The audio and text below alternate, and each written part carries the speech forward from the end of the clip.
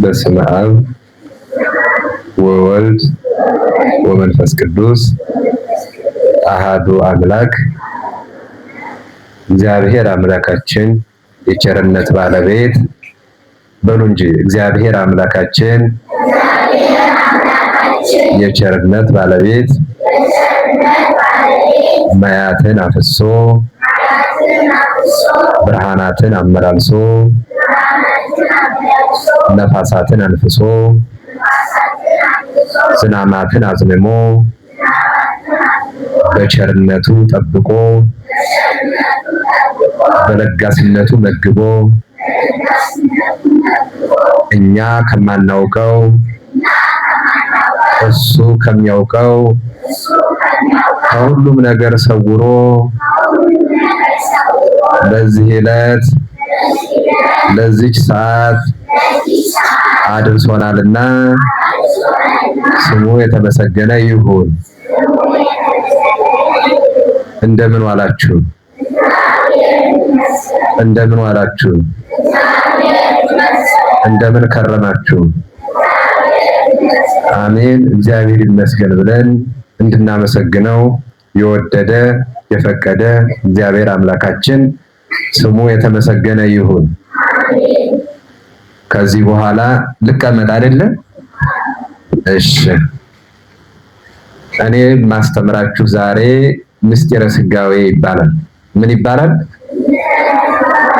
ምስጢረ ስጋዌ። ከዚህ ቀደም ምን የሚባል ተምራችኋል?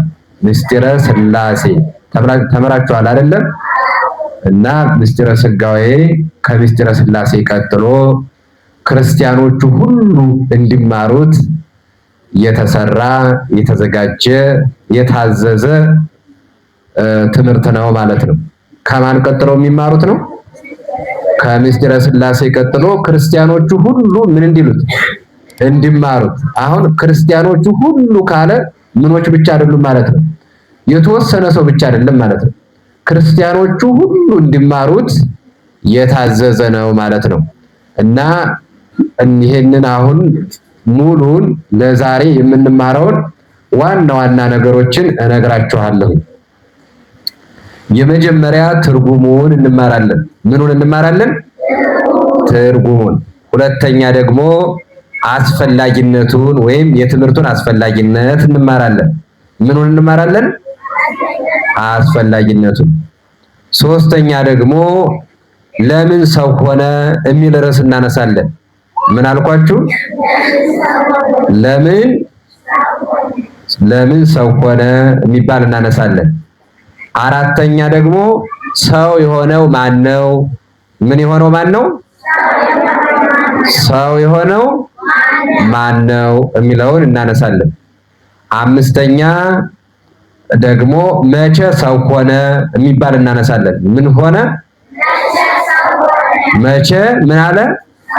ሰው ሆነ የሚል ርዕስ እናነሳለን። ከዛ ደግሞ ስድስተኛው ከማን ሰው ሆነ? ምን አልኳችሁ? ሰባተኛው ደግሞ እንዴት ሰው ሆነ? ይዛችሁታል? አሁን ከላይ ያልኩትን ጨምራችሁ እንዴት ምን ሆነ? ሰው ሆነ። እና መጨረሻው ተዋህዶ የሚል እንማራለን። ምን የሚል? አሁን እናንተ ሃይማኖታችሁ ምንድነው? እኔም ሃይማኖቴ ምንድነው? ተዋህዶ ማለት ነው አይደለ? ኦርቶዶክስ ተዋህዶ፣ እሱን እንማራለን ማለት ነው። እንግዲህ አሁን ሳትረብሹ ድምጽ በጎንና በጎን ሳታሰማሙ ቀጥታ ከኔ ጋራ ትሄዳላችሁ ማለት ነው። መጀመሪያውን እንመማራለን ያልኳችሁ ምኑን ነው? ትርጉሙን ነው የምንመማረው። ትርጉሙ የማን ትርጉም? ምስጢረ ስጋዌ አይደለ? ምስጢር የሚለውን ከዚህ ቀደም ተምራችሁታል አይደለ? ምስጢር ማለት ምን ማለት ነው የሚለውን። ምስጢር ማለት ምን ማለት ነው?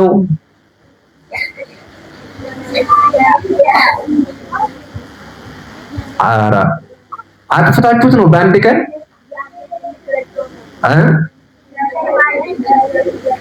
እግዚአብሔር ማለት ነው ነው። ያዙ። ምስጢር ማለት የተሰወረ የተሸሸገ ማለት ነው። ምስጢር ማለት ምን ማለት ነው?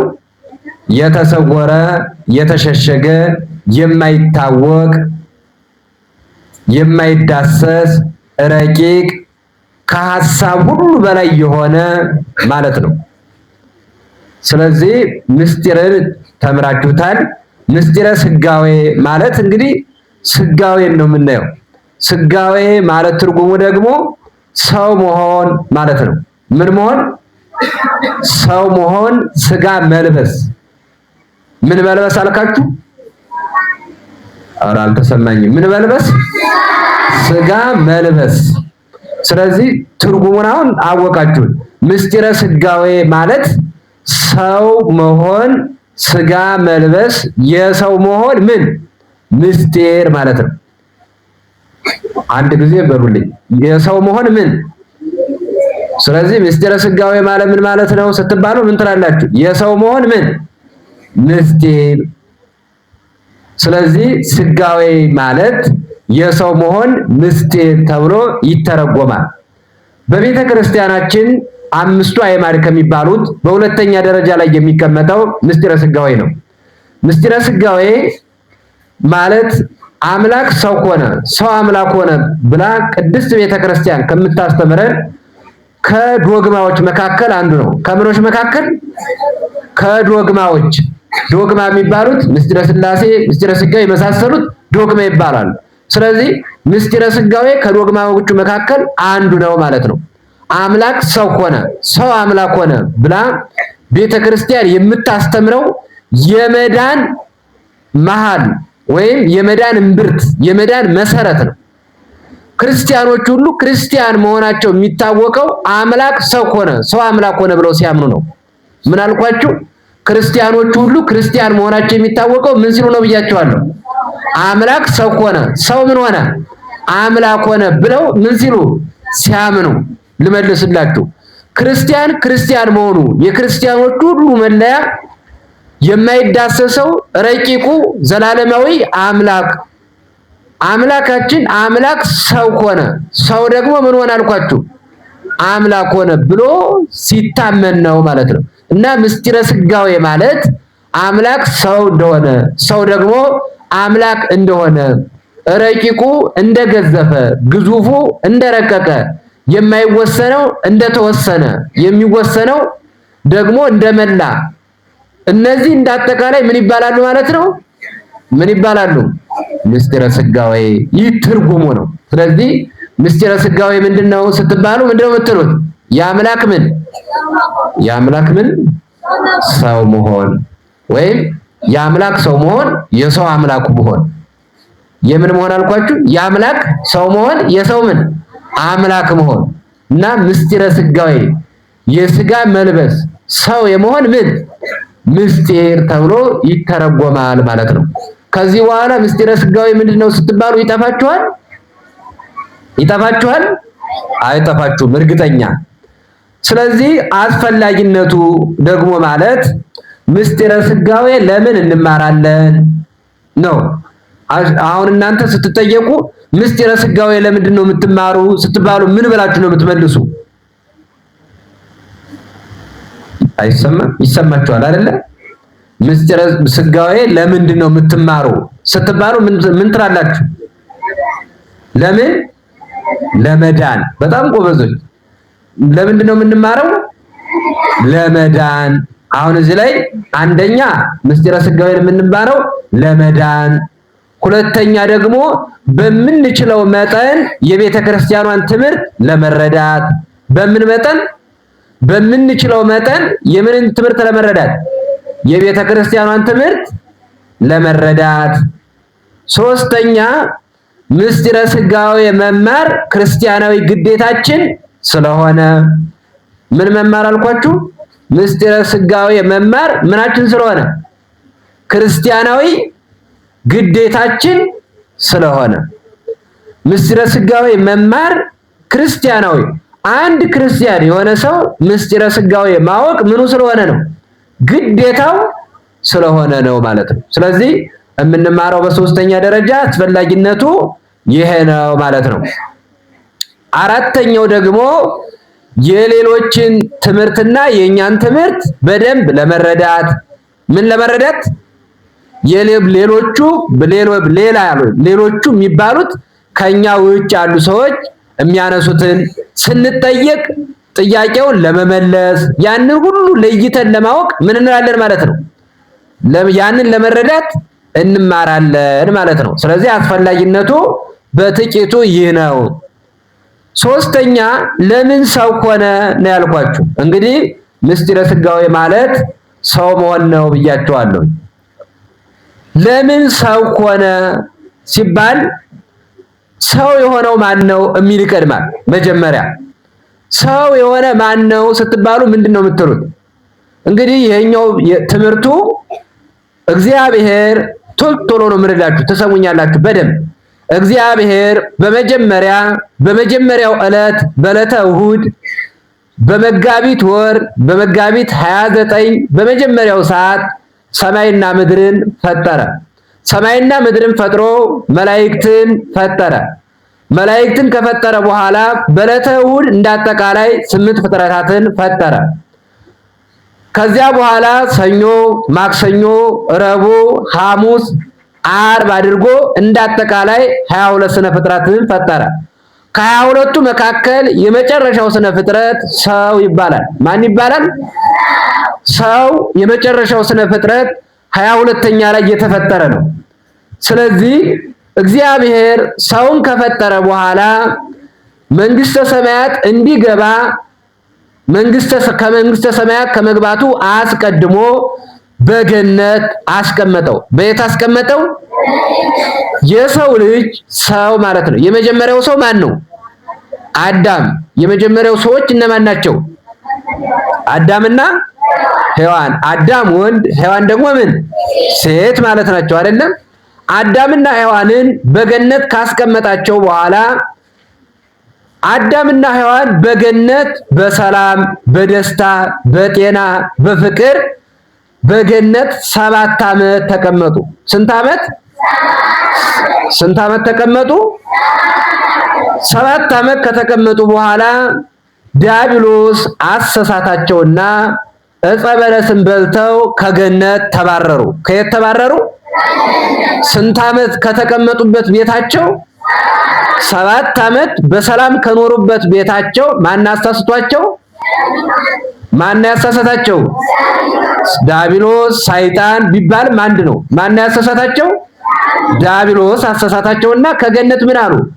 ወጡ፣ ተባረሩ ማለት ነው። ከዚህ በኋላ ግን የተባረሩት ምን በልተው ነው? ምን የተባሉትን?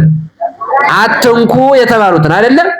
አሁን እዚህ ላይ የሚያሳየን የሰው ልጅ አትንካ፣ ተው፣ እረፍ፣ እሱ ይጎዳል ሲባል ሲመከር ካልሰማ ከየት ይባረራል ማለት ነው? ከየት ይባረራል? ከገነት ይባረራል ማለት ነው። ተው ሲባል ካልሰማ አትብላ ተብሏል አይደለ? ማን ነው አትብላ ያለው? እግዚአብሔር። ከዚህ ከዕፀ በለስ ምን እንዳትበላ ቢለው መስማት አልቻለም። ስለዚህ በበላ ጊዜ ከገነት ምን አለ? ተባረረ። በቃ ከገነት ተባረረ። አሁን እናንተም እኮ ተው፣ አትረብሹ፣ እንዳታደርጉ ተብላችሁ እምቢ ስትሉ ከዚህ ትምህርት ቤት ትባረራላችሁ አይደለ? ስለዚህ አዳም ደግሞ ከዚህ የበለጠውን ደግሞ ከየት ተባረረ? ከገነት ተባረረ። አዳም ብቻ ሳይሆን ማናቸው የተባረሩ? ሔዋንም በአንድ ላይ ተባረሩ ማለት ነው። ከዚህ በኋላ ወደ ቀደመ ቤታቸው ለመመለስ አልቻሉም። ምን ስለሆነ? አንድ ጊዜ የገነት በር ምን ተብሏልና? ተዘግቷልና። ስለዚህ ለምን ሰው ሆነ ስንባል አዳምና ሔዋንን ለማዳን ነው። ለምንድን ነው ሰው የሆነው? አይሰማም። ጥቂት ሰው ነው እንደሰማኝ። ለምንድን ነው ሰው የሆነው? የሰው ልጅን ምን ለማለት? ለማዳን ማለት ነው። አሁን አምላካችሁ ለምን ነው ሰው የሆነ ስትባሉ ምንድነው የምትሉ? እኛን ለማዳን ነው ማለት። አምላካችሁ ለምን ነው ሰው የሆነ? አምላካችን ለምን ሰው ሆነ? እኛን ምን ለማለት? ከወደቅንበት ለማንሳት፣ ከወጣንበት ለመመለስ አይደል? ከዲያብሎስ ቀይ ግዛት ለማውጣት። ስለዚህ አምላካችን ለምን ሰው ሆነ ስትባሉ ምን ትላላችሁ? እኛን ለማዳን ወደ ቀደመ ክብራችን ምን ለማለት ለመመለስ፣ ከዲያብሎስ ቀኝ ግዛት ምን ለማለት ለማውጣት፣ ከሲኦል ከገሃነም ፍርድ ምን ለማለት ለማዳን። ስለዚህ አምላካችን ለምን ሰው ሆነ ሲባል የሰው ልጅ ምን ለማለት ነው ለማዳን ነው ማለት ነው። ሰው የሆነ ለማዳን ነው ሰው የሆነ። እሺ አሁን ልመልሰው። ለምን ሰው ሆነ ስትባሉ ለምን ነው ሰው የሆነው? የሰው ልጅን ምን ለማለት ለማዳን። የሰው ልጅ አንድ ጊዜ ከየት ወጥቷል? ከገነት ወጥቷል። ስለዚህ ከወጣበት ከገነት ከተባረረበት ወደ ገነት ለመመለስ አምላክ ምን መሆን ነበረበት? ሰው መሆን ነበረበት ማለት ነው። ሰው መሆን ነበረበት። ከዚህ የተነሳ ለምን ሰው ሆነ ሲባል አዳምን ወደ ቀደመ ክብሩ ለመመለስ፣ እኛን ከወደቅንበት ለማንሳት፣ ከዲያብሎስ ቀኝ ግዛት ለማውጣት፣ እኛን ለማዳን አምላካችን ምን ብሏል ማለት ነው? ሰው ሆኗል ማለት ነው። ስለዚህ አዳም ከተሳሳተ በኋላ በዚህ ምድር በመከራ በጭንቅ በስቃይ ይኖራል። ወደዚህ ምድር ሲመጣ ሁለት ፍርድ ተፈርዶበታል። ስንት ፍርድ ተፈርዶበታል? ሁለት ፍርድ። አንደኛው ሞተ ስጋ ተፈርዶበታል። ምን? ሁለተኛውስ ደግሞ ምን? ሞተ ነፍስ የሚባል ማለት ነው። ምን? ስንት ፍርድ ተፈርዶበታል? ኧረ አይሰማም። ስንት ፍርድ ተፈርዶበታል? ሁለት ፍርድ ተፈርዶበታል አይደለ? አንደኛው ምን ይባላል? ሞተ ስጋ።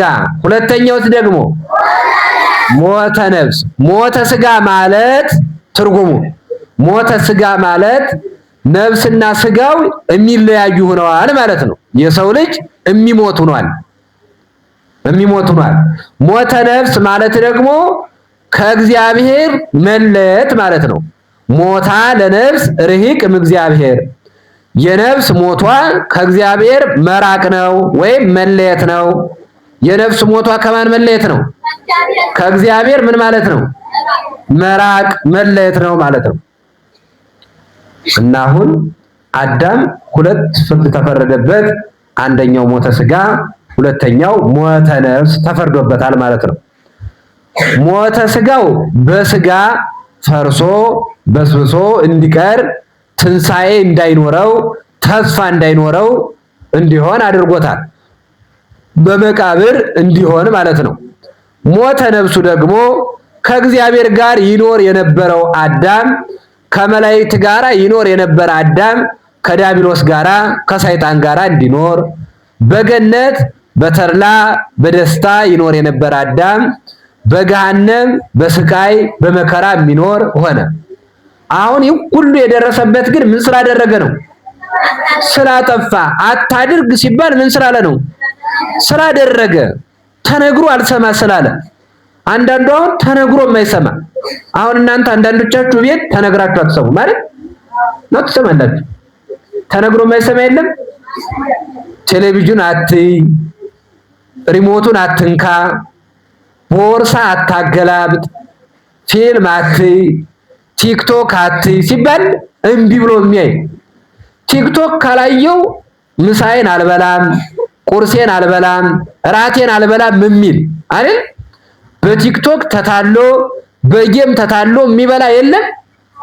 ስለዚህ አታድርግ የሚባለው ሲያደርግ ነው ማለት ነው። አሁን ይህ ሁሉ የደረሰብን ስለኛ ራሱ እግዚአብሔር ስለኛ ሰው የሆነ መከራ የተቀበለ በመስቀል ላይ የተሰቀለ ወደ መቃብር የወረደ ከመቃብር የተነሳ ስለኛ የተሰደደ ስለኛ የተሰደበ ስለኛ መራቅ የተተፋበት ስለኛ ራቁቱን የተሰቀለ እኛ አታድርጉ ስንባል ምን ስላልን ነው? እምቢ ስላልን ማለት ነው። እኛ አታድርጉ፣ አዳም አታድርግ ቢባል እምቢ አለ ማለት። በዚህ ምክንያት አዳም በዚህ ምድር በመቃብር ይኖራል፣ በሰማይም ደግሞ ከዲያብሎስ ጋር ይኖራል። በገነት ይኖር የነበረው በየት ይኖራል? በየት ነው የሚኖረው? በሲኦል። አሁን አንዳንድ ሰው ልክ ማለት ነው ጥጋበኛ ሰው ታውቃላችሁ፣ ከእናት ከአባቱ ቤት ይወጣና ዶርም የሚይዝ ሰው ታውቃላችሁ። እንደዛ ማለት ነው። አሁን አዳምም ከእግዚአብሔር ጋር ከኔ ጋር ኑር ከመላእክት ጋር ኑር ቢባል እያመሰገንክ ኑር ቢባል እያለቀስኩ ነው የምኖራል። ተው ቢባል እኮ ነው። ከእግዚአብሔር ጋር ኑር ቢባል ኧረ እኔ ጠገብኩ አሻፈረኝ አለና ምን ብሎ ሄደ? አይ ይስማማኛል አለና ያችን ዕፀ በለስ ምን አለ? በላ። አታድርግ የተባለውን አደረገ። በዛ ምክንያት በአዳም ምን ሆነበት? መከራ መጣበት ማለት ነው። በኋላ አዳም በኋላ ያልኳችሁ ምን ከሆነ በኋላ ነው? ከገነት ምን ከባለ በኋላ? ከተባረረ በኋላ የሚያለቅስ ማለት ነው። ከተው ሲባል እምቢ ይላል አይደለ? ሲኮረኮም ሲቆነጠጥ በቻርጀር ሲገረፍ ደግሞ ምን ይሆን? ልቅሶ የሚረብሽ ሕፃን ማለት ነው። የላችሁም? አሁን እናንተ አብዛኞቻችሁ እንደዛ የምታደርጉ መጀመሪያ ተው ትባላላችሁ። ከዛም እናታችሁ ወይም አባታችሁ ቻርጀር አንስቶ ሲገርፏችሁ ምን ትላላችሁ? በኋላ ደግሞ እንቅልፍ አላስተኛ ትላላችሁ የሚል ማለት ነው። አሁን ይሄ ተው ሲባል የሚሰማ አለመስማት የሚያመጣው ችግር ነው። እና አዳም ከገነት ከተባረረ በኋላ አሁንም እንደው እስቲ ልሞክር ወደ ገነት ልግባ አለና ወደ ገነት ለመግባት ጀመረ። የዚህን ጊዜ ዲያብሎስ አዳም ወደዛ ከመሄዱ አስቀድሞ ሱባኤ ገባ። አዳምና ሔዋን ሱባኤ ገቡና ሱባኤ ታውቃላችሁ አይደለ? ሱባኤ ማለት ምን ማለት? ዋሻችሁ የማታውቁትን አዋት በሉ። ሱባኤ ታውቃላችሁ? አረ ትልልቆቹ እናንተ ሱባኤ ታውቃላችሁ? ሱባኤ እንዴት ያለ ነው? ለአርባ ቀን ወይም ለተወሰነ ቀን ምን ማለት? መጾም ማለት ነው አይደል? ሱባኤ መግባት ማለት ሱባኤ ማለት ከሰው ጋራ ሳይነጋገሩ ክፉ ሳይናገሩ ማለት። ከሱባኤ በኋላ ክፉ መናገር ይቻላል ማለት አይደለም። የበለጠ ለእግዚአብሔር ብቻ ጊዜ ሰጥቶ ወሆነ ቦታ ሂዶ መቀመጥ፣ መጾም፣ መጸለይ፣ መስገድ ይህንን ማድረግ ምን ይባላል? ሱባኤ ይባላል። አዳምና ሔዋንም ከገነት ከወጡ በኋላ ሱባኤ ያዙ። እዚያ ውስጥ ገብተው 35 ቀን እንደቆዩ ስንት ቀን አልኳችሁ?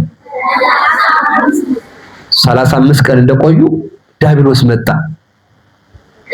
ዲያብሎስ መጣና ምን አላቸው? አዳምን ሂዶ መጀመሪያ ምን አለው? ውጣ አለው። ከየት? ከሱባኤ። ለምን አለው? በቃ እግዚአብሔር ምሮሃል። አንዳንዱ የሚያሳስት የለም? አሳሳተው፣ ምሮሃል አለው። ከዚያ በኋላ አዳም ከዚህ ቀደም የዲያብሎስን ቃል የፍጡር ቃል ሰምቶ ስለነበረ ተሳስቼው አይ ከዚህ በኋላም አይለመደኝም ማለት ምን አይለኝም? እስቲ አይለመደኝም በሉ። አሁን እናንተ አትረብሹ ተማሩ ስትባሉ አብነት ሄዱ ስትባሉ እኮ መንገድ ላይ ነው አይደል የምትከዱ? ምናምን እየተጫዋታችሁ ሌላ ጨዋታ እየተጫዋታችሁ መንገድ ላይ ቆይታችሁ አብነት የመጣችሁ መስላችሁ የምትሄዱ፣ ትምህርት ቤት ሄዱ ስትባሉ መንገድ ላይ ቆይታችሁ ተማሪዎች ሲለቀቁ 6 ሰዓት ሲሆን አብራችሁ ትምህርት ቤት የዋላችሁ መስላችሁ የምትመጡ አይደል? አሁን ይሄ ምን አለ? አይለመደኝም አለ። አዳም ጎበዝ ሆነ እዚህ ላይ ምን አለ? አይለመደኝም አለ። በቃ አልወጣም። ከየት? ከሱባኤ አልወጣም አለ። ከዚያ በኋላ ምሮሃለሁ እኮ ምን አለ? ቶ እግዚአብሔር ብቻ ምሬሃለሁ ይበለኛል። የማንን ድምጽ ካልሰማው አለ? የእግዚአብሔርን ድምጽ ካልሰማው ምን አለ? አልወጣም። አሁን ዲያብሎስ ሌላ ዕቅድ አመጣ። አይ አዳም ነቅቶብኛል ማለት ነው። ስለዚህ ስለተነቃብኝ አለ ምን ላድርግ አለ? ሔዋንን ሂጅ ጠይቃታል። አንቺ ሔዋን አላት ይህ በዚህ በአዳም አወቂበት ከዚህ ቀደም አትብላ የተባለውን ዕፀ በለስ በልቶ እዚህ አደረሰሽ አላት። ግን መጀመሪያ የበላች ማን ናት? እሷ ናት አይደለ? አያችሁ ውሸቱ ለማሳመሪያ ለወሬ ማሳመሪያ ወሬው ተቀባይነት እንዲያገኝለት ምን አለ? አወቂበት አለ። ከዛ እሷን ደግሞ ጥፋተኛ አይደለሽም ማለት ምን እንዳትል እንዳትነቃበት አመሰገናት።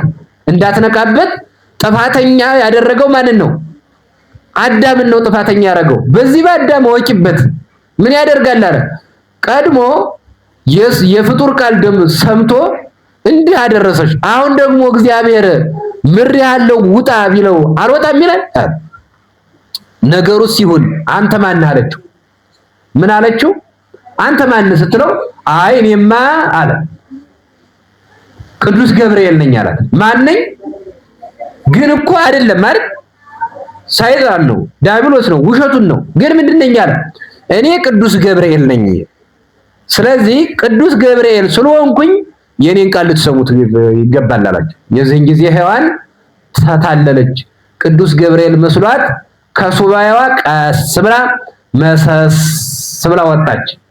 ከዛ በኋላ ዲያብሎስ አዳምን ሄደችና አዳም አዩ እግዚአብሔር እኮ መሐሪ ነው፣ አሁን እንውጣ ይምረናል አለች። ምሮን ነው የሚሆን እኮ እንኳን ይሄን ያህል ቀን ጸልየንና ንስሐ ገብተን በአንድ ቀንስ ቢሆን አይምረንም እንውጣ አለች።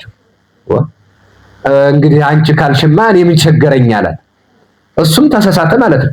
እንመርምረው አላለም። ማን ነው ያለሽ አላላትም። በቃ እሷም ስታታልለው ምንድነው ያለችው? እግዚአብሔር በቃ መሐሪ ነው፣ በቃ ይምረናል፣ ስለዚህ እንውጣ ነው ያለችው። በአንድ ጊዜ ወጡና ሁለታቸውም ያ ቅዱስ ገብርኤል ነኝ ያላቸው ውሸቱን ማለት ነው። ቅዱስ ገብርኤል አይደለም። ማን ነው ግን? ዲያብሎስ ነው። ግን ውሸቱን ምን አላቸው? እሱ ፊት ይሄዳል፣ እነሱ ደግሞ ከኋላ ከኋላ። እሱ ከፊት ከፊት፣ እነሱ ከኋላ ከኋላ። ወዴት ነው የሚሄዱት? ወደ ተዘጋጅ ቤታቸው። ቤታቸው ግን እኮ ምን ብሏል? ይሄ ቤት ታሽጓል ይላል አይደለ? ታሽጓል።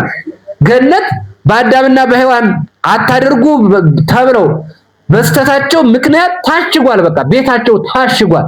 ግን ወደ ታሸገው ቤታቸው ሄዱ። ወደ ተዘጋው ቤታቸው እየመራቸው ሄዱና ልክ ገነት ላይ ሲደርሱ አፋፉ ላይ ሲደርሱ በሩ ላይ እኔ ማን ነኝ አላቸው። ቀድሞ እኮ ማን ነኝ ብሏቸዋል? ቅዱስ ገብርኤል ነኝ ብሏቸዋል። እኔ ማን ነኝ አላቸው። እንዴት እኔ ቅዱስ ገብርኤል ነኝ ብለህን አይደለም እንዴ መጣን ተከተለና? አረ ኦቁኝ እንጂ እኔማ ጥንተ ጠላታችሁ ጋርዳ የለኝ አለና የቀደመ መልኩን ገለጸባቸው። ከዛ ደንግጠው ወደቁ።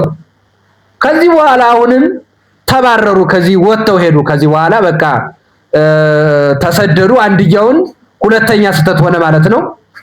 አዳም እንዲህ እያለ በመከራ ነው የኖረው፣ መዳን አልቻለም። አሁንም ከገነት ተባሮ ሁለተኛ ሌላ ጊዜ ተስፋ አይቆርጥም አዳም ወደ ገነት ለመግባት ማለት ነው። እና ከዕለታት አንድ ቀን አብሪል አዝሪል የሚባሉ ወፎች ማን የሚባሉ እነዚህ ወፎች ወደ ገነት ሲወጡ ወደ ገነት ሲገቡ ከገነት ሲወጡ እያየ ያያቸዋል። ከዚህ በኋላ እስቲ ተከትያቸው ልዳርና ተከትሏቸው ሄደ። ወደ ገነት ተከትሎ ሄደ። ተከትሎ ከሄደ በኋላ ግን እነሱ በረው ገቡ። የት? ገነት። እሱስ ክንፍ ስለሌለው መብረር ስለማይቻል ገነትም ስለተዘጋበት እዛች የተዘጋችው በር ላይ ቁልጥምጥም ብሎ ቁጭ አለ። በቃ ልክ እናንተ ከትምህርት ቤት መጣችሁ እቤት ድርስ እንዳላችሁ ቤቱ ተዘግቶ ስታገኙት ምን ትላላችሁ? አትናደዱ? ይትጋኑ ምናምን አትሉ? በጣም አትበሳጩም? ልክ እንደዛ ማለት ነው። ቤቱ ተዘግቶበት እዛች ላይ ቁልጥምጥም ብሎ በቃ ስብርብር ብሎ ተኛ አዳም። ከዚህ በኋላ እዛች ላይ እያዘነ ዲያብሎስ እንዲህ ብሎ ቢያይ አዳም ገነት በር ላይ ቁጭ ብሎ አየው። አሃ ይሄ ሰውዬ ሊገባ ነው ማለት ነው። ስለዚህ ሳይገባ ምን ማለት አለብኛል? መግደል አለብኛልና ትልቅ የድንጋይ ተራራ የሚያል ድንጋይ አንስቶ እላው ላይ ጣለበት፣ አዳም ላይ ማለት ነው። ከዚህ በኋላ አዳምም አልሞተ። የዚህን ጊዜ እግዚአብሔር 3 ቀን ነው እዛች ድንጋይ ውስጥ ያደረ። መልአኩ ያን ድንጋይ አነሳና ግልብጦ አንስቶ በል ከዚህ በኋላ አነሳለትና እሱም አዝኖ ተክዞ መስዋዕት ልሰዋለና ከጸበለስና ከፈሰሰው ደሙ መስዋዕት ሰዋ። የትኛዋን መስዋዕት አቀረበ? እግዚአብሔር ሆይ ተለመነኝ ይቅር በለኝ ብሎ። የዚህን ጊዜ እግዚአብሔር ምን አለ? ተቆጣው። በምኑ ስለሰዋ? በደሙ ስለሰዋ። ከዛ ምን አለው? በሐሙስ ዕለት ወመንፈቃ ለዕለት እትወለድ ሞለተ ወለትከ ወእድህክ ውስተ መርህብከ ወእትቤዝወከ በሞቴ ወበመስቀሌ። ሲተረጎም በ5 ቀን ተኩል ማለት 5500 ዘመን ሲፈጸም ከልጅ ልጅ ተወልጄ አለው። አሁን እንግዲህ ለምን ሰው ሆነ አይደል መነሻችን? ከልጅ ልጅ ከወልጄ ሰው ሁኜ በመስቀል ተሰቅዬ ምን እልሃለሁ አድንሃለሁ አለው። እስኪ ይህችን ቃል ሁላችሁም አንዴ በሏት። 5500 ዘመን ሲፈጸም በሉ ከልጅ ልጅ ተወልጄ ተሰቅዬ በመስቀል ላይ ተሰቅዬ አድንሃለሁ። በቃ ይህችን ቃል ሰማ። በየትኛዋ እዛች ዶ ባቀረባት መስዋዕት። ከዚህ በኋላ ግን አለ ደም በዓለም የሚድነው በእኔ ደም ነው እንጂ በአንተ ደም አይደለም። ስለዚህ ከዚህ በኋላ ገነት የሚከፈትልህ ማን ሰው ሲሆን ነው አለው። እኔ ሰው ስሆን ነው የሚከፈትልህ። ከዚህ በኋላ አንተ የገነትን በር ለመክፈት ምን አትበል፣ አትጓጓ፣ አትልፋ አለው። አሁን ከዚህ በኋላ የአዳም ድርሻው ምንን መጠበቅ ነው? 5500 ዘመንን መጠበቅ ነው። ከዛ አዳም ወጣ ወረደ። ከዚህ በኋላ 5500 ዘመን እስኪሞላ ድረስ ምን ይጠብቅ ነበረ? ዘመኑን ይጠብቅ ነበረ። ሲጠብቅ ከዚህ በኋላ ምን የሚባሉ አሉ? አበው የሚባሉ አሉ፣ ነቢያት የሚባሉ አሉ፣ ካህናት የሚባሉ አሉ፣ ነገስታት፣ መሳፍንት። እነዚህ ሁሉ የእግዚአብሔርን መምጣት 5500 ዘመን እስኪሞላ ድረስ ምን ይሉ ነበረ? ይጠብቁ ነበረ። ገብቷችኋል ያልኳችሁ? እስከ 5500 ዘመን ድረስ ምን ይሉ ነበረ? ይጠብቁ ነበረ። ለምን? አምላክ ሰው ሆኖ ምን እንዲላቸው እንዲያድናቸው ማለት ነው። አምላክ ሰው ሆኖ እንዲያድናቸው። ስለዚህ ለምን ሰው ሆነ ሲባል በዚህ ምክንያት የወደቀ ክርስቶስ እስኪወለድ ድረስ አምላካችን ሰው እስኪሆን ድረስ ገነት የሚገባ የለም ነበር። ይሄን ታውቃላችሁ አይደለ? የሐሙስ ውዳሴ ማርያም ላይ እናንተ የተማራችሁት ምን ይላል? በእንተ ማርያም ድንግል ተረወለነ ዳግመ፣ በማርያም በእመቤታችን ምክንያት ዳግመኛ የገነት በር ተከፈተልን የሚለው በሔዋን ምክንያት ተዘግቶ ስለነበረ ነው ማለት ነው። ስለዚህ አምላክ ሰው እስኪሆን ድረስ ወደ ገነት የሚገባ የለም ነበር። ስለዚህ ለምን ሰው ሆነ ስትባሉ በዚህ ምክንያት እንደዚህ ሆኖ የወደቀን ሰው ምን ሊያነሳ ማለት ነው። እሺ እንቀጥል። አሁን ሰው የሆነው ማን ነው አይደለ? ምን የሆነው ማን ነው? ሰው የሆነው ማን ነው? ሰው የሆነው ማን ነው? እስኪ ማን ይመስላችኋል? ማን ነው ሰው የሆነው? ማን ይመስላችኋል? እግዚአብሔር ነው። እግዚአብሔር ማን? ወልድ ማለት ነው። እንግዲህ ትናንትና ምስጢረ ሥላሴን ስትማሩ ሰምቻለሁ እንደተማራችሁ ስንት አካላት አሉ ተብላችኋል? 3 ምን አካላተ ምን ሥላሴ ማለት ነው አይደል? ከ3ቱ አካላት መካከል አንዱ ደግሞ ማን ነው? ወልድ ማለት ነው። እግዚአብሔር አብ፣ እግዚአብሔር ወልድ፣ እግዚአብሔር መንፈስ ቅዱስ ከ3ቱ አካላት ምንድነው? አንዱ ነው ማለት ነው። ስለዚህ ሰው የሆነው ማን ነው ሲባል ከ3ቱ አካላት አንዱ የሆነው ማን? እግዚአብሔር ወልድ። ስለዚህ እስኪ እናብራራ። ሰው የሆነው እግዚአብሔር ወልድ ምን ነው ስንል እግዚአብሔር ወልድ የሚባለው ወይም የምንለው የብቻው ምን ያለ ከ3ቱ አካላት አካል ያለው ከዛ ምን ያለው ደግሞ ምን ያለው ስም ያለው ምን የሚባል አካል ያለው ለብቻው ለእግዚአብሔር ወልድ ምን አለው? ፍጹም አካል፣ ፍጹም ቅርጽ፣ ፍጹም መልክ አለው አይደለ?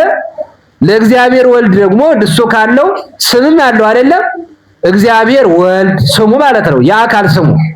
የግብር ስሙ ደግሞ ማን ነው? ተወላዲ የሚባለው ማለት ነው። የግብር ስሙ ማን ነው? አሁን እንግዲህ አካል ያለው የብቻ አካል ማለት ነው። አካል ያለው ከዛስ ምን ያለው? ስም ያለው ከዛስ ደግሞ ምን ያለው? ግብር ያለው። ምን ግብሩ ምንድነው? ተወላዲ። ስለዚህ አካላዊ ቃል የሚባለው ማለት ነው። ልብ፣ ቃል፣ እስትንፋስ የሚባለውን የምንድነው የተባላችሁ? የመሆን አላሏችሁ? ስለዚህ እግዚአብሔር ወልድ ወይም ከሶስቱ አካላት አንዱ አካል ሰው የሆነው ማን ነው ስትባሉ ከሶስቱ አካላት አንዱ አካል እግዚአብሔር ማን ነው? እግዚአብሔር ወልድ ምን ሆኗል ማለት ነው? ሰው ሆኗል። ወይም ሰው የሆነው ማን ነው ሲባል ከሶስቱ አካላት አንዱ አካል እግዚአብሔር ወልድ ነው ማለት ነው። ይህ አካል ደግሞ ምን የሆነ ዓለምን የፈጠረ ማንን የፈጠረ?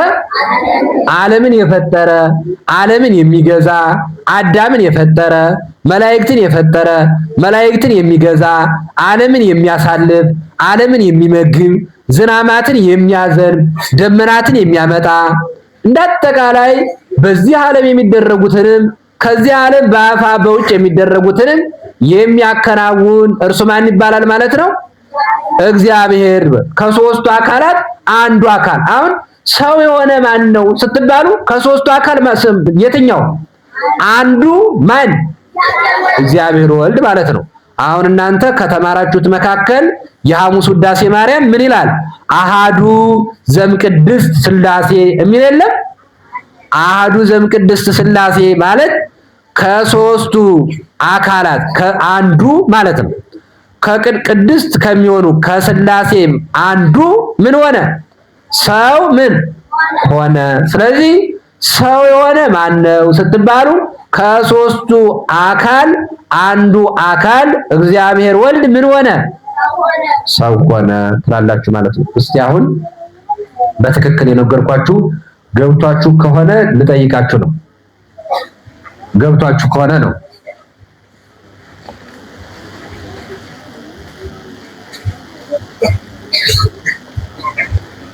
ገብቷችኋል አይደል? እሺ አሁን እንግዲያውስ በግሩፕ ነው የምጠይቃችሁ ወይ የምትመልሱ ማለት ነው። ከሶስት ሰው የሆነ ማን ነው?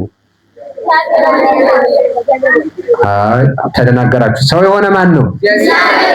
እግዚአብሔር ወልድ ከሶስቱ አካላት የትኛው ነው? አንዱ ነው አይደለ? ከሶስቱ አካላት ማን ናቸው? አይ እስቲ ቆይ እናንተ መጨረሻ ላይ ያላችሁት ከሶስቱ አካላት ማን ናቸው? ስለዚህ ከነዚህ መካከል ማን ነው ሰው የሆነው? ወልድ ነው ሰው የሆነው? እግዚአብሔር ወልድ ማለት ነው። ገብቷችኋል? እሺ እናንተ ከዚህ ከጽሁፍ ወደዚህ ያላችሁት እናንተ ብቻ ለምን ሰው ሆነ? አይ አንድ ጊዜ የሰው ልጅ ምን ሆኖ ነበረ? ምን ብሎ ነው ያጠፋው? የተሳሳተ ምን የተባለው ስላደረገ? አታድርግ የተባለውን። እዚህ ላይ ደግሞ ዋና ቁም ነገር ያነሳ ነው አታደርጉ የተባልነውን ምን አለ ማለት? አለማድረግ ማለት ነው። ስለዚህ እናንተ ገብቷችኋል በትክክል ማለት ነው። እሺ ደግሞ ሴቶችን እስኪ እንጠይቃቸው።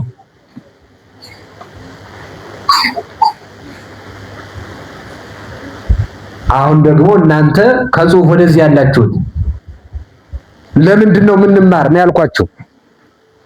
ለምንድን ነው የምንማረው? ምስጢረ ሥጋዌን የምንማረው ስንት ነገሮችን ነበር ያስቀመጥኩኝ?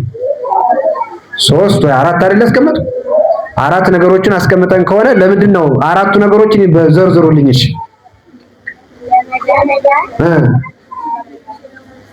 በቃ እናንተ አንዱ መልሳችኋል፣ ችግር የለው። አንደኛው ለመዳን፣ ሁለተኛው ደግሞ እስቲ ጀርባ ላይ የቤተ ክርስቲያንን ትምህርት በደንብ ለማወቅ ለመማር ማለት ነው። ስለዚህ በንቃት እየተሳተፋችሁ ነው። ልቀጥል ማለት ነው አይደል ትምህርቱን?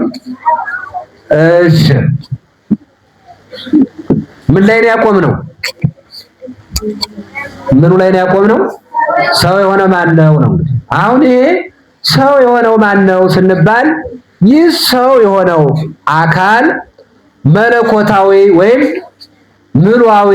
አሁን ይሄን የምትይዙት የተወሰነው ሰው የሆነው መለኮታዊ አካል ነው። የአካል ማለት ነው። ምናዊ አካል? መለኮታዊ አካል። መለኮታዊ አካል ማለት የማይዳሰስ እጠይቃችኋለሁ እያንዳንዳችሁ የማይጨበጥ ረቂቅ አንደኛው የማይዳሰስ አይደል ያልኳችሁ ከዛ ደግሞ ምን የማይጨበጥ አይደል ከዛ ምን ረቂቅ ከዛ ደግሞ ምን ዓለምን የፈጠረ ዓለም ከመፈጠሩ አስቀድሞ የነበረ የማይሞት ወይም ሞት የማይስማማው እያንዳንዱ በኋላ ጠይቃለሁ። ሞት ምን የማይለው የማይስማማው የማይለወጥ ስንት ነገሮች ነው የተናገርነው? 6 አይደል? የማይለወጥ ማለት ምን ማለት ነው? የማይለወጥ ማለት አሁን እግዚአብሔር ሰው በልጅነቱ ወጣት ይባላል አይደለ? በኋላ ደግሞ በልጅነቱ ልጅ ይባላል። በመካከለኛ ዘመኑ ደግሞ ከ20 እስከ 40 ደግሞ ምን ይባላል? ወጣት ይባላል። ከዛ በኋላ አዋቂ ጎልማሳ ይባላል አይደለ? ከዛ በኋላ ደግሞ ሽማግሌ ይባላል አይደል? ይህ ለሰው ነው። ለእግዚአብሔርስ? ለእግዚአብሔር የለውም ማለት ነው። እግዚአብሔር እንደ ወጣት አይባልም። የወጣትነት ዘመን፣ የልጅነት ዘመን፣ የእርጅና ዘመን የለውም። ዘመናትን ሁሉ የሚያስረጅ እርሱ ግን የማያረጅ ይባላል። ምን አልኳችሁ? ዘመናትን ሁሉ ምን የሚል የሚያስረጅ ዘመናት ግን ምን የማይሉት የማያስረጁት ማለት እግዚአብሔር አያረጅም ማለት ነው። እግዚአብሔር ለምሳሌ ብሉየ መዋዕል ይባላል። ምን አልኳችሁ?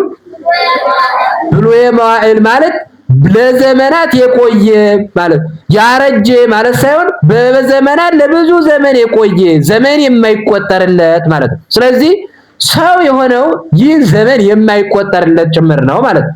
የማይለወጥ ካል አካላዊ ለውጥም የትኛው ለውጥ የሌለው ብዙ ዘመን በመቀመጡ አረጀ የማይባል ብዙ ጊዜ በመቀመጡ ጊዜ አጠፋ የማይባል ጊዜ የተቃጠለ ብሎ የማይቆረቆር ጊዜ በሱ ዘንድ ምንም ኢምንት ነው በእርሱ ዘንድ ማለት ነው። ስለዚህ ዘመን ምን የማይልለት ነው ማለት ነው። ዘመን ምን የማይልለት የማይቆጠርለት ማለት ነው። እግዚአብሔር ስንት ዓመቱ ነው አይባልም። ምክንያቱም ምን ስለማይቆጠርለት ዘመን ስለማይቆጠርለት። ስለዚህ እግዚአብሔር ወይ እስቲ እድሜ ስንት ነው አይባልም። እግዚአብሔር ዘመን ከመቆጠሩ በፊትም አለ፣ ወደፊትም ደግሞ ዘመን ከተቆጠረ በኋላ ምን አለ።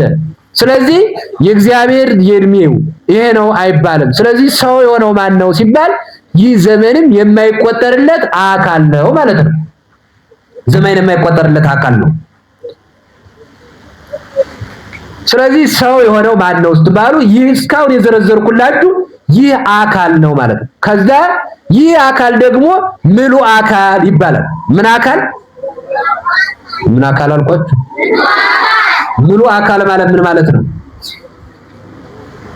ምሉ አካል ማለት ምን ማለት ነው?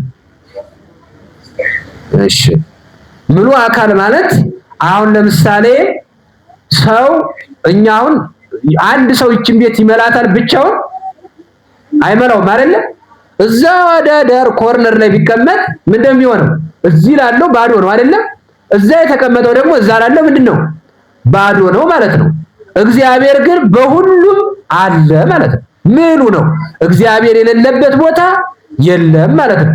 ለምሳሌ እግዚአብሔር ቤተክርስቲያንም አለ፣ ትምህርት ቤትም አለ፣ ቢሮም አለ፣ እናንተ ቤትም አለ፣ እኛ ቤትም አለ፣ ጉባኤ ቤትም አለ፣ እዛብነት ትምህርት ቤቶችም አለ፣ አሜሪካም አለ፣ ኢትዮጵያም አለ። ከዛ በኋላም ደግሞ ምን አለ ማለት ነው። ነገሮች ሁሉ ከእግዚአብሔር ምን በታች ናቸው። ስለዚህ ሁሉ ከእግዚአብሔር በታች ከሆነ ደግሞ ምንድነው ማለት ነው? ሁሉ ከእግዚአብሔር በታች ነውና ምን አለው? ምሉ ይባላል ማለት ነው። እግዚአብሔር የሌለበት ቦታ የለም። ስለዚህ ምሉ ይባላል። የመላ ማለት ነው ምሉ ማለት። አሁንም እግዚአብሔር ደግሞ ስፉ ይባላል። ምን ይባላል? ስፉ ማለት ምን ማለት ነው? ሰፊ የሰፋ ማለት ነው አይደለ? ስፉ ነው ማለት ደግሞ አሁን አንድን ጨርቅ ብንዘረጋው ይሄንን ላያዳርስልን ይችላል አይደለ? እግዚአብሔር ግን ምን የማይደርስበት የለም ማለት ነው። በሁሉም ቦታ አለ። ስለዚህ እግዚአብሔር ምሉ ነው፣ ስፉ ነው፣ የሰፊ ነው ማለት ነው። ጠባብ አይደለም። እግዚአብሔር የሌለበት ቦታም የማይኖርበት ጊዜም አይኖረውም ማለት ነው። ስለዚህ ይሄ ነው ሰው የሆነ ማን ነው ስትባሉ ይህ ሁሉ የሆነው አካል ነው ማለት ነው። አሁን እየገባችሁ አልመሰለኝም። እሺ አሁን አንተ እግዚአብሔር ሰው የሆነው ማን ነው? ሰው የሆነው ማን ነው? አይዞህ ነው። እሺ ዘርዝራቸው። ምን ይሄ እግዚአብሔር ወልድ ምን ምን ይሆነ? እግዚአብሔር ወልድ የሞተ የተሰቃየ። በጣም ጥሩ። እሺ ሌላ ደግሞ እሺ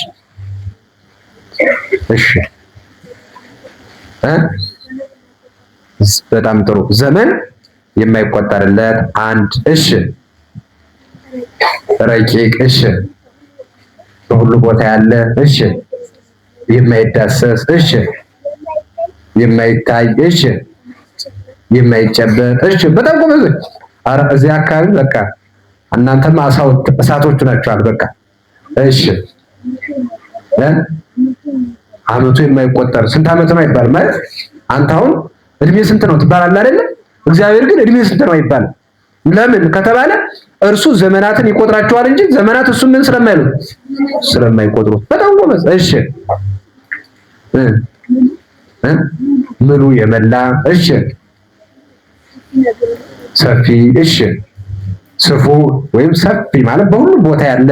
እሺ የማይጨበጥ። እሺ ያልተባለ። እሺ የማይዳሰስ። አሁን ገብቷቸዋል።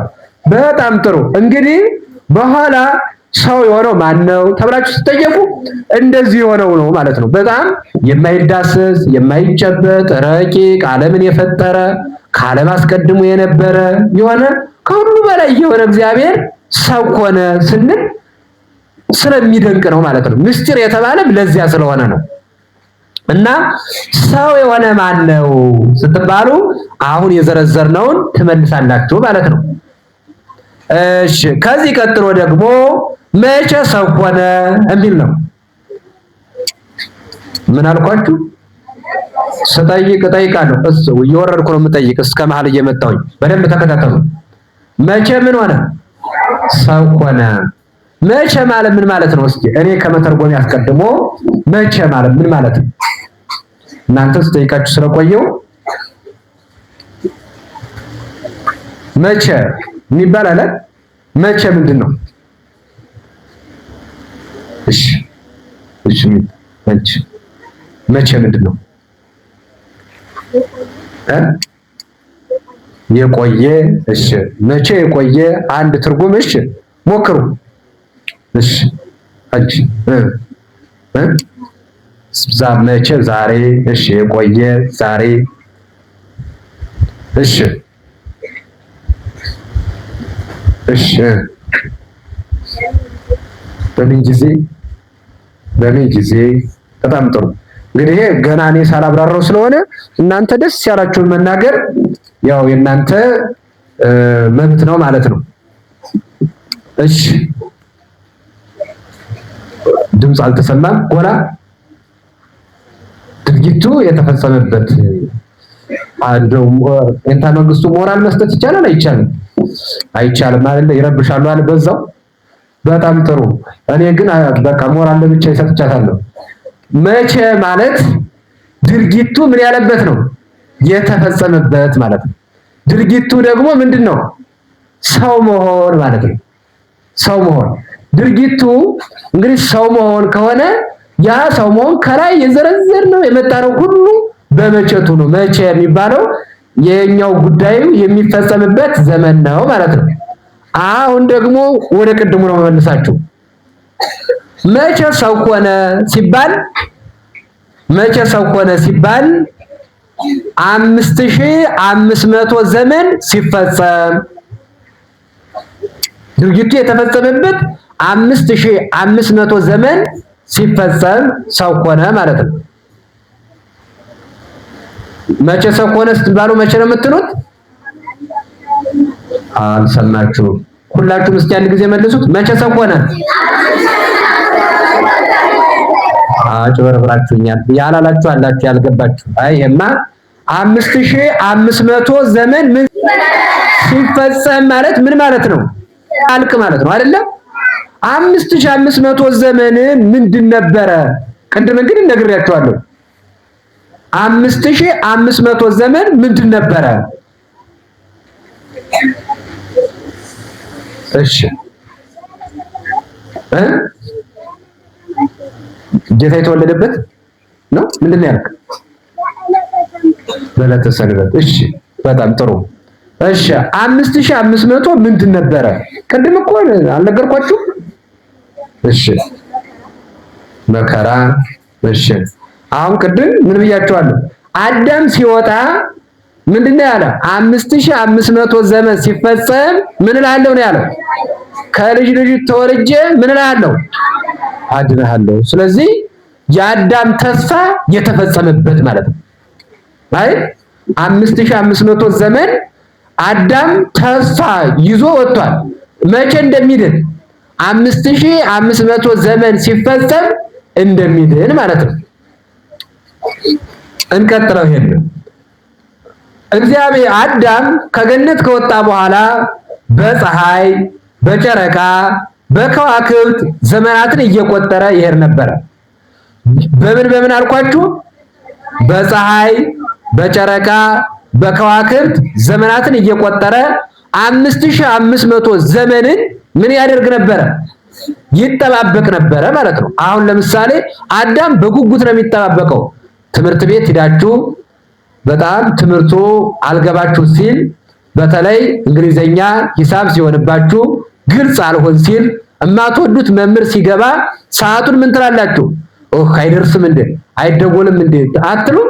ልክ አዳም ያችን ነው የሚጠብቅ 5500 ዘመን ምን እስኪፈጸም ድረስ ማለት ነው። ልክ እናንተ ትምህርት ሰዓቱ ያልቀም አሁንም እኮ የሚቆነጠነጥ አለ የለም አይጨርስም እንዴ እያላችሁ እኮ ነው አይደል? እንደዛ እያላችሁ ነው የሚሆነው። ስለዚህ አዳም ያችን ይጠባበቅ ነበረ። ያችን ሲጠባበቅ የሚቆጥር በምን ነው ብያችኋለሁ?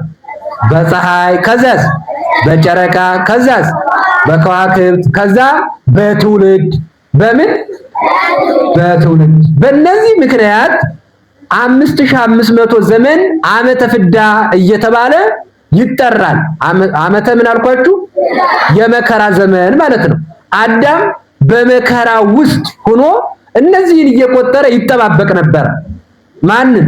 5500 ዘመን እስኪመላ ድረስ እየተጠባበቀ ነበረ።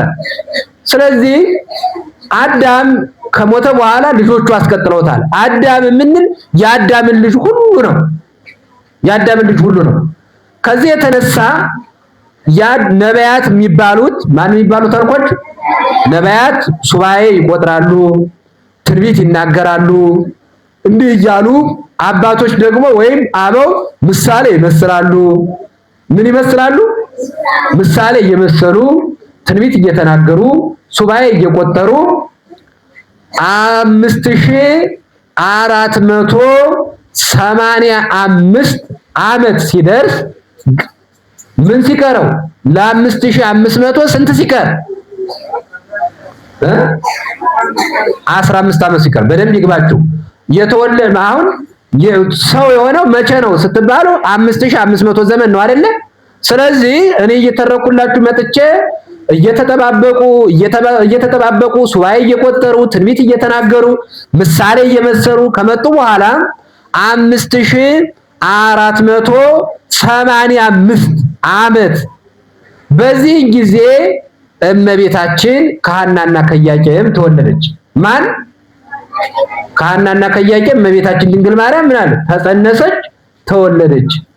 አሁን እመቤታችን ጌታን የወለደችው በስንት ዓመቷ ነው?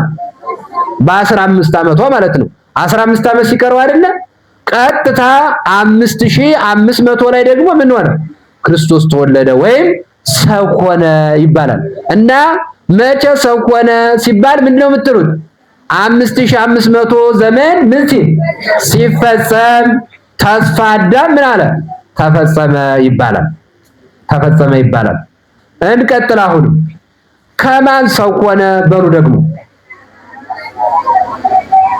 ምን አልኳችሁ? ይህ ደግሞ ከማን ሰው ሆነ ማለት ማን የሚባል ታውቃላችሁ? ማን ምንድን ነው? ማንን ታውቁታላችሁ? ማን ምንድን ነው? ማን ሰው ነው? እሺ ምንድን ነው? ማን ምንድን ነው? ማንን የሚመጣ ከማን እንደምን ማን ምንድን ነው? ሰው ነው። ምንድን ነው ማን? እሺ ማንን አታውቁም? ማን የሚባለው ማን ነው የጠራ? እኮ እግዚአብሔር ተጠራ። ማን ምንድን ነው? እሺ የሰው ልጅ መታወቂያ። እሺ የማይታወቅ ነው። ማን ነው የጠራኝ ካለ አላውቀውም ማለት ነው። አሁን ለምሳሌ ማን ነው የጠራኝ ስትል ስላላወቀው ነው አይደል? ማን ነው የምትል? እሺ ሰው። በጣም ጥሩ። አሁን ከማን ሰው ሆነ ስትሉ ከማን ነው ሰው የሆነው? ጌታችን ከእመቤታችን ማለት ነው። ስለዚህ ማን የሚለው ምንን አመልካች ነው? የሆነን ሰው ወይም የሆነን አካል አመልካች፣ ግን ያ ሰሚ ሆነ ማለት ነው። ጊዜ ሳይሆን ሌላም ሳይሆን ሰው የሆነ ወይም ሰሚ የሆነ አካል ማን? ለምሳሌ መላእክት ማን ፈጠረን ሲሉ ምን ማለት ነው? የመፈለጊያ ቃል ነው ማለት ነው። ማን የፈጠረን ካሉ ማን ነው ብለው እየተመራመሩ ነው አይደለም? ስለዚህ እገሌ ነው እንዲባሉ መልስ ይፈልጋሉ። ስለዚህ የጥያቄ መጠየቂያ አካል ነው። ግን ምን ይሆናል? ሰሚ የሆኑ ነገሮችን ሊያብራራና ሊያስረዳ የሚችል እና ከማን ሰው ሆነ ሲባል ከማን ነው ሰው የሆነው? ኧረ አልገባችሁም መሰለኝ። አሁን ግን ከማን ነው ሰው የሆነው? እሺ 5500 ዘመን ሲፈጸም ከማን ሰው ሆነ ሲባል ከእመቤታችን ከቅድስት ድንግል ማርያም ከስጋዋ ስጋ ከነፍሷ ነፍስ ነስቶ ምን ሆነ? ተወለደ፣ ሰው ሆነ ይባላል ማለት ነው። ሰው ሆነ ማለት እኮ ተወለደ ማለት ነው አይደል? ሰው ሆነ ማለት ተወለደ ማለት ነው። ስለዚህ ከማን ነው ሰው የሆነ ስትባሉ ከእመቤታችን ነው። እንግዲህ አሁንም ቢሆን እንመለሳለን ወደ ታሪኩ። መጀመሪያ እንደነገርኳችሁ ከልጅ ልጅህ ነው የተባለ 5500 ዘመን ሲፈጸም አይደል ያለው? 5500 ዘመን ተፈጸመ። ከልጅ ልጅህ አለው። ደግሞ የልጅ ልጁ ማናት? እመቤታችንን ነው። ከእመቤታችን ተወልጄ ነው። እዚች ላይ የምናየው ነገር ቢኖር መቼም ከማን ሰው ሆነ ስትባል ከእመቤታችን እና እመቤታችን ማናት ነው። እመቤታችን አሁን አዳምና ሔዋን ሲበድሉ ዓለም ሁሉ በኃጢአት በጉስቁልና ተይዞ ነበረ። በኃጢአት ማለት የሰው ልጅ ሁሉም ኃጢአተኛ ነበር ማለት ነው። ባጭሩ ሳይሰርቅ ሁሉ ሌባ ነበር ማለት ነው፣ ሰራቂ። ምክንያቱም ዕፀ በለስን ሰርቆ ስለነበረ አዳም የአዳም ዘር ሁሉ እንደ ሌባ ነበር የሚያዘው። አዳም ባጠፋው አዳምና ሔዋን ባጠፉት በደል ተጠያቂ ሆኖ የሰው ልጅ ሁሉ ይኖር ነበር። እመቤታችን ግን ከዛ በዘር ከሚወራረድ ኃጢአት በደል ንጽሕት ነበረች። ከምን ያልኳችሁ ንጽሕት የሆነችው በዘር ከሚተላለፍ ኃጢአት ምን ነበረች? በዘር ከሚተላለፍ ኃጢአት ምን ነበረች አልኳችሁ? ንጽሕት ነበረች ማለት ነው። ከምን ከሚተላለፍ? በዘር ከሚተላለፍ። በዘር የሚተላለፍ ማለት በደሉ በዘር ይተላለፍ ነበር። አሁን በዘር ገብቷችኋል? ግን በዘር የሚተላለፍ ምንድነው? ምን ታውቃላችሁ? በዘር የሚተላለፍ ዘር ታውቃላችሁ? እሺ መልክ በዘር ይተላለፋል አይተላለፍም? ይወራረሳል አይደለ? አንድ ልጅ ምኑን ይመስላል? አባቱን ይመስላል ማለት ነው። ስለዚህ በምን ይተላለፋል ማለት ነው? በዘር ይተላለፋል። ኃጢአት ግን አሁን ምን አይልም? በዘር አይተላለፍም። አሁን ነው የማይተላለፈው። አምላካችን ሰው ሆኖ ካጠፋልን በኋላ አምላካችን ሰው ሆኖ ይሄንን እስኪያጠፋልን ድረስ ግን በምን ይተላለፍ ነበር? ኃጢአት በዘር ይተላለፍ ነበረ። የሚተላለፈው ያበደን ኃጢአተኛ ናቸው ሁሎችም በዘር እየተላለፈባቸው።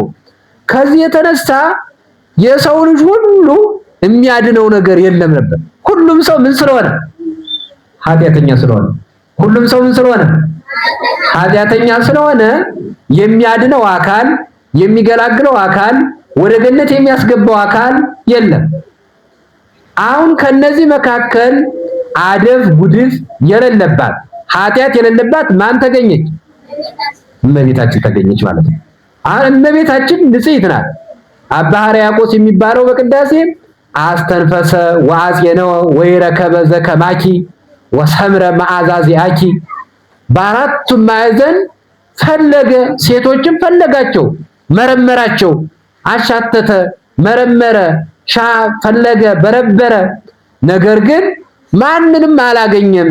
ከማን ውጭ? ከእመቤታችን ውጭ ማለት ነው።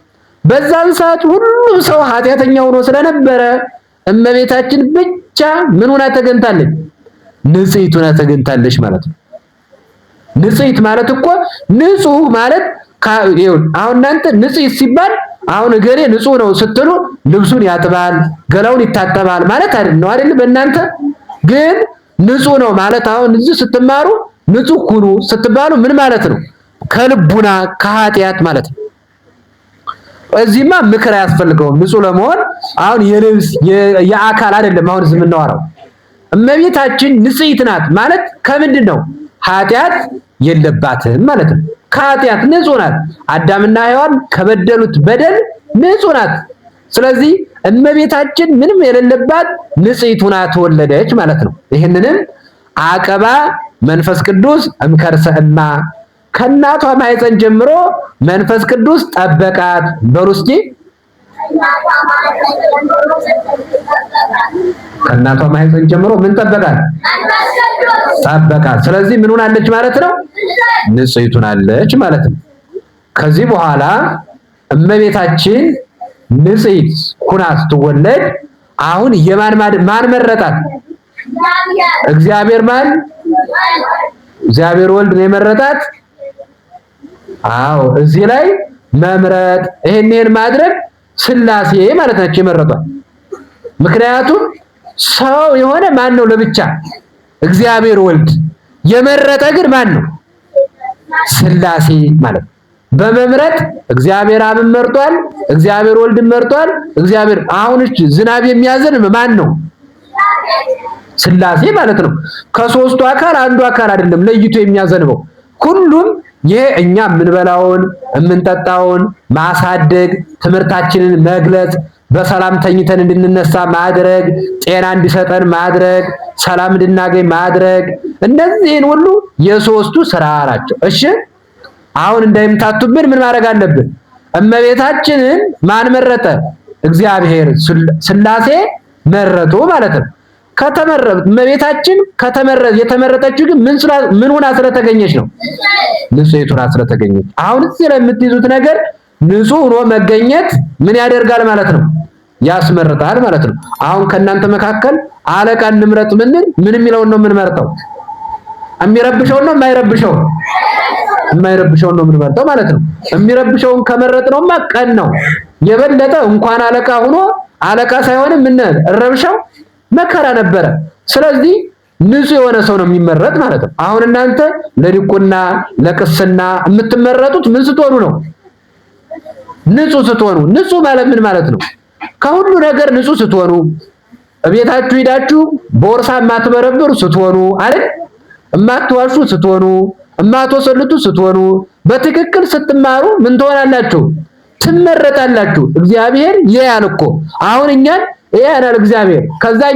ከኛ መካከል ልክ እመቤታችንን ነይ እናት ሁኚኝ ብሎ እንደመረጣት ሁሉ ና አንተ ካህን ሁነኝ፣ አንተ ጳጳስ ሁነኝ፣ አንተ መሪጌታ ሁነኝ ብሎ ምን ይላል? ይመርጣል ማለት ነው አይደል? እመቤታችንን ምንድን ነው ያላት? ንጽሕት ሆና ስትገኝ አንቺማ ነይ እናት ሁኚኝ ያላት። እስመ ሐረያ እግዚአብሔር ለጽዮን እግዚአብሔር እመቤታችንን መረጣት ወአብደራ ከመትኩኖ ማህደሮ ማደሪያው እንድትሆን መረጣት ይላል። ስለዚህ እመቤታችን የተመረጠችው ምን ስለሆነች ነው? ንጹሕና ስለተገኘች ብቻም ሳይሆን ደግሞ ንጽህናዋን ምን ስላለች? ስለጠበቀች፣ ምንነቷን ስለጠበቀች፣ ንጽህናዋን ስለጠበቀች ማለት ነው። እስከ መጨረሻ ድረስ ምን ብላለች? ንጽህናዋን ጠብቃለች ማለት ነው። እመቤታችን ኃጢአት እንስራ ብለው ሲያታሏትም አልሰማችም። የሰይጣንን ምክር አልሰማችም። ሔዋን ግን የማንን ምክር ሰምታለች? የማንን ምክር ሰምታለች? የሰይጣንን ምክር ሰምታለች። ሔዋን የሰይጣንን ምክር ሰማች። ከዛ አሁንም ደግሞ እመቤታችን ግን የሰይጣንን ምክር ምን አላለችም? አልሰማችም። አሁን የጅል ጓደኛ ምክር መስማት እንደሌለብን ነው እዚህ ላይ ደግሞ የሚነግረን ማለት ነው። ስለዚህ እመቤታችን ይሄን ስታደርግ ምን ተመረጠች ማለት ነው። አንዳንዱ ሰው ጆሮ ብቻ የሚሰባ የለም፣ ጆሮአቸው የሚሰባ ማለት ነው። ስብ ታውቃላችሁ? በግ ሲታረድ በየቤታችሁ ያስቡ አለ አይደለ? መስባት ማለት ነው አይደል? ሲነግሩት እሺ እሺ እሺ ይላል። አሁን እንታ መንግስቱ እንደዚህ አድርገው ሊመቱ ሲሉ እሺ እሺ እሺ እንታ እሺ አላጠፋም ይልና በኋላ ዘወር ሲሉ ምን ተመልሶ እዛው ንክር ይላል። እና አንድ ሰው ልክ ምን አለ መሰላችሁ? በግ ነበረችው። ምን ነበረችው? መቼም በግ የማያውቅ የለም ማለት የቅዱስ ዮሐንስ የፋሲካ ምናምን ይገዛል በየቤታችሁ። እና ለበጉ ምን መግዛት ፈለገ? ጨው ሊገዛላት ፈልጎ እና ረስቶት ይመጣል። ከዛ ሁልጊዜ ቅዳሜ ቅዳሜ ሲሄድ በጌ በቃ ቅዳሜ ገዛልሻለሁ ይላታል። ግን ምን አይላትም? አይገዛላትም። አሁንም ቅዳሜ ይደርሳል። ቅዳሜ ገዛልሻለሁ ግን አይገዛላትም። አሁንም ሳይገዛላት ሲኖር ፋሲካ ደረሰ። ያቺ በግ ስትታረድ የሰባ ምኗ ሆኖ ተገኘ? ጆሮዋ ማለት ነው። ምክንያቱም አልበላችሁም። ምን ብቻ ነው ያደረገችው? መስማት ብቻ ስለሆነ ማለት ነው። ስለዚህ የአብዛኞቻችሁ ምን መስማት ብቻ። ሔዋን በመስማቷ ምን ያንን ብቻ ይዛ ከሰረች። እመቤታችን ግን የማንን ድምጽ ሰማች? የማንን ድምጽ ሰማች? የማንን ድምጽ ሰማች? የመልአኩ ቅዱስ ገብርኤልን ድምጽ ነው የሰማችው። ሔዋን ደግሞ የማንን ድምጽ ነው የሰማችው? የሰይጣንን። አሁን ልዩነታቸውን እያያችኋቸው ነው። ሔዋን የማንን ድምጽ ሰምታ ከገነት ተባረረች? የሰይጣንን ድምጽ ሰምታት ከየት ተባረረች? ከገነት ተባረረች። እመቤታችን ደግሞ የማንን ድምጽ ሰምታ ወደ ገነት አስገባችን? የቅዱስ ገብርኤልን ድምጽ ሰምታ ወደ የት አስገባችን? ወደ ገነት አስገባችን። የበጎ ሰውን ምክር መስማት ወደ በጎ ነገር ይመራል። የክፉ ሰው ምክርን መስማት ደግሞ ወደ የት ይመራል? ወደ ክፉ ሰው ይመራል ማለት ነው። እና እናንተ የማንን ምክር ነው መስማት ያለባችሁ? የበጎ ሰው ምክር አይደል? ክፉ ምክር መስማት የለባችሁ። ስለዚህ ከማን ሰው ሆነ ስትባሉ ከእመቤታችን። እመቤታችን ምንድናት ከተባለ ደግሞ እንደቀደሙ ልዘረዘር ነው። ንጽሕት አይደል? ቅድስት፣ ከዛስ ክብርት አይደል? ንጽሕት ማለት ከሁሉ ነገር የነጻች፣ ቅድስት ማለት ደግሞ የተለየች። ከማን? ከሴቶች ሁሉ የተለየች ማለት ነው። በሴቶቹ ያለው የሚታየው ሁሉ የሌለባት። ክብርት ማለት ደግሞ የከበረች እመቤታችን ይህች ናት ማለት ነው። እመቤታችን በተወለደች በ3 ዓመቷ ቤተ መቅደስ ከገባች በኋላ ቤተ መቅደስ በገባች በ12 ዓመቷ ከቤተ መቅደስ ወጣለች። ስንት ዓመት ሆናት እንዳጠቃላይ? ምኑን ሰነፋችሁ? ደከማችሁ እንዴ?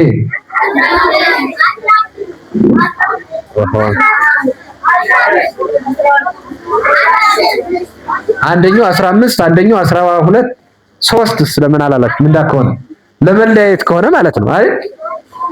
እሺ እመቤታችን በተወለደች በስንት ዓመቷ ቤተ መቅደስ ገባች? ቤተ መቅደስ በገባች በስንት ዓመቷ ወጣች? ጠቅላላ ሲደመር ከቤተ መቅደስ ከወጣች በኋላ ማንን ጸነሰች? ጌታችን መድኃኒታችን ኢየሱስ ክርስቶስን በድንግልና ምን አለችው? ጸነሰችው ማለት ነው።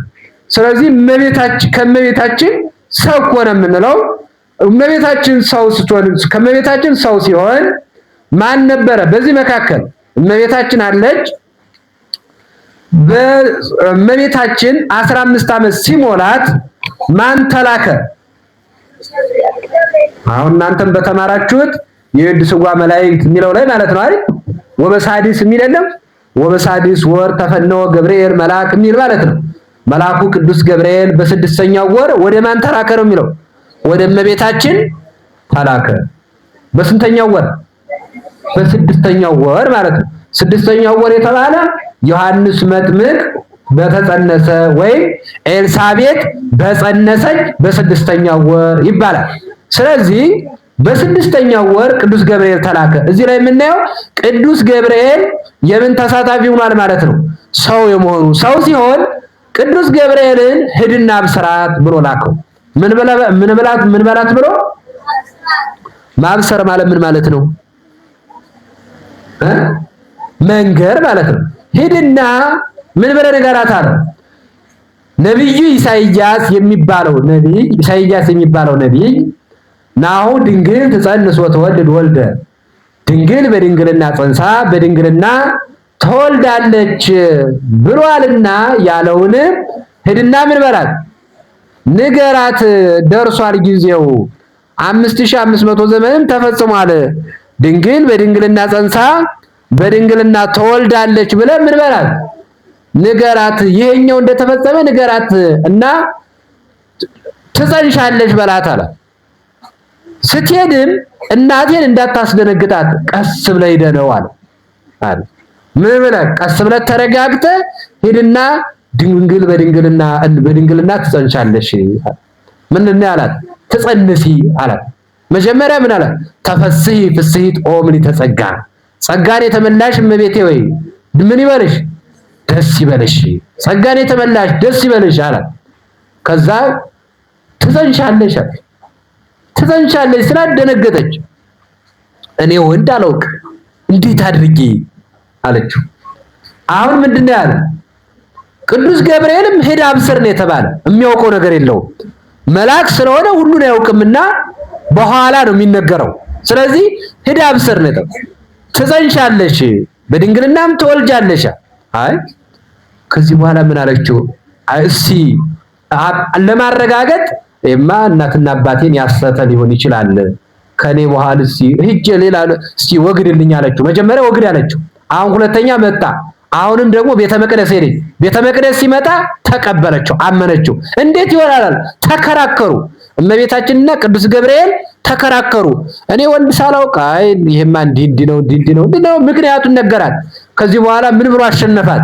ለእግዚአብሔር ምን የሚለው ነገር የለም፣ የሚሳነው ነገር የለም። ለእግዚአብሔር ምን የሚለው ነገር የለም፣ የሚሳነው ነገር የለም። ያለ ወንድ መጽነስ እንድትጸንሺ ያደርጋል አለ። ከዛ ለእግዚአብሔር የሚሳነው ነገር አለ ካልኩኝ ምን አልኩኝ? ካድኩኝ፣ ክደት ይሆንብኛል። ስለዚህ ለእግዚአብሔር የሚሳነው ነገር አለ ብል ክደት ስለሚሆንብኝ አንተ እንዳልከኝ እንደ ቃል ይሁንልኝ አለችው። እንደምን ይሁንልኝ? እንደ ቃል ምን እንደሚለው ትጸንሻለች ብለሃል። እንዴት እንደሚጸነስ እኔም አላውቅም አንተም አታውቅም። ነገር ግን እርሱ ባወቀ ይሁን ይደረግልኝ ስትል ይህንን ቃል ምክንያት በማድረግ ያ ቅድም የነገርኳችሁ አስታወሳችሁት? የማይዳሰስ የማይጨበጥ ያልኳችሁ ማለት ነው። እርሱ ምን ሆነ? የሚዳሰስ የሚጨበጥ ሆነ ማለት ነው። ገባችሁ? አሁን ያ ቅድም አምላክ ምንድነው? ከሶስቱ አካል ምንድነው ያላችሁ የዘረዘራችሁት ማለት ነው። እሱ አካል ምን ሆነ? የማይዳሰሰው ምን የሚል ሆነ? የሚዳሰስ። የማይጨበጠው ምን የሚል ሆነ? የሚጨበጥ። ረቂቁ ምን ሆነ? ግዙፍ ሆነ አይደል? ፈጣሪ የነበረው ምን ተባለ? ፍጡር ተባለ። ወይም የፍጡርን ገንዘብ አደረገ። የፍጡርን ባህሪ ገንዘብ አደረገ። የማይሞተው ምን ሆነ? የሚሞት ሆነ አይደል? ዘመን የማይቆጠርለት ምን ሆነ? ዘመን የሚቆጠርለት ሆነ። ምን ተብሎ? ጌታችን ኢየሱስ ክርስቶስ በስንት ዓመቱ ነው የተጠመቀ? 30 ዓመት ብለን ቆጠርንለት ማለት ነው። በ8 ቀኑ ቤተ ግዝረት ገባ። በ40 ቀኑ ዘውገ ማዕነቅ እግረ ርግብ ይዞ ወደ ቤተ መቅደስ ወደ ምኩራብ ገባ ብለን የምንናገር ሆነ። ስለዚህ ዘመን የማይቆጠርለት ምን የሚል ሆነ? ዘመን የሚቆጠርለት ሆነ ማለት ነው። እንዳጠቃላይ ምሉ የነበረው ምን ሆነ? የሚዳሰስ ምሉ የማይሆን የተወሰነ ስፉ የነበረው የሚወሰን የተወሰነ ሆነ ማለት ነው። ምሉ የሆነው 3 ክንድ ከስንዝር ሆነ ማለት ነው። ስለዚህ ከማን ሰው ሆነ ሲባል ከመቤታችን ምን ሆነ? በዚህ ምክንያት ሰው ሆነ ማለት ነው። በዚህ ምክንያት ስለዚህ የሰዓት ገደብ አለን። አሁን ደግሞ እረፍት ወጣችሁ ስትመለሱ መነሻችን እንዴት ሰው ሆነ የሚል ነው። ምንድነው ያልኳችሁ? መነሻችን የሚሆነው ምን ሆነ? እንዴት? እሱን መነሻ እናደርጋለን።